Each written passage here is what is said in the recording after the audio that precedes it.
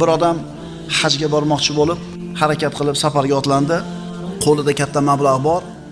Qo'yib ketgani bir ishonchli odam istab topa olmadi. Keyin masjidga boray.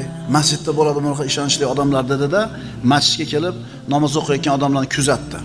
Namozxonlarni bir chekada turib tomosha qilib kuzatdi. Ana shularning ichida bitta odamning namozi bu kishiga yoqib qoldi. O'zini hokisor tutgan, ko'zlarini mahkam yumib olgan, qo'yinki namozi boshqalardan namozdan yaxshi. Namoz tugagandan keyin haligi odam oldiga kelib, "Vallohi, menga namozingiz yoqdi. Men hajga ketmoqchiman. Qo'yib ketgani bir omonatdor odamim yo'q. Katta mablag'imni sizga bir qo'yib ketay demoqchiman. Nima deysiz?" desa, haligi kishi nima deydi? "Men yana roza ham tutuvdim bugun" dedi. Dedi, bu kishi aytdiki, "Shu ro'zadorligingiz yoqmadi menga." Dedi-da omonatni bermay ketdi. Shu bildirgisi kelib turadi, lekin ixlosi bor odam buni yopadi.